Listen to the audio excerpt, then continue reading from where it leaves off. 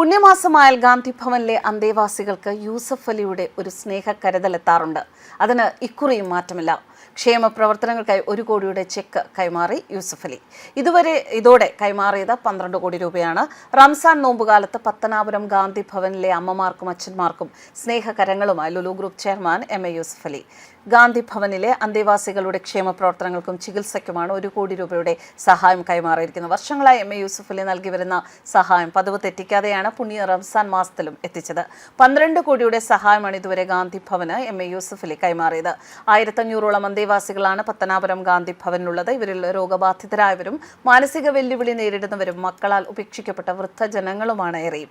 ഇവരുടെ ഭക്ഷണം, മരുന്നുകൾ, ആശുപത്രി ചികിത്സ, വസ്ത്രം, സേവന പ്രവർത്തകരുടെ വേതനം, മറ്റു ചിലവുകൾ ഉൾപ്പെടെ പ്രതിദിനം 3 ലക്ഷം രൂപയിലധികമാണ് ചിലവുള്ളത്. റംസാൻ കാലത്തും തുടർന്ന് 1 വർഷത്തേക്കുമുള്ള ഭക്ഷണത്തിനും ചികിത്സയ്ക്കുമായാണ് 1 കോടി രൂപയുടെ സഹായം ഓരോ വർഷവും ഗാന്ധി ഭവന് MA യൂസഫ് അലി നൽകി വരുന്നത്. 10 വർഷം മുൻപ് ഗാന്ധി ഭവൻ സന്ദർശിച്ചപ്പോൾ അവിടുത്തെ അന്തേവാസികളുടെ താമസ സൗകര്യത്തിന്റെ അപര്യാപ്തതയും സ്ഥാപനത്തിന്റെ സാമ്പത്തിക ക്ലേശങ്ങളും മനസ്സിലാക്കിയതോടെയാണ് ഓരോ വർഷവും യൂസഫ് അലി മുടങ്ങാതെ സഹായം എത്തിക്കാൻ തുടങ്ങിയത്. ഗാന്ധി ഭവനിലെ അമ്മമാർക്കായി 15 കോടിയിലധികം രൂപ ചിലവഴിച്ച് അത്യാധുനിക സൗകര്യങ്ങളുള്ള ബഹുനില മന്ദിരം യൂസഫ് അലി നിർമ്മിച്ചു നൽകിയിരുന്നു.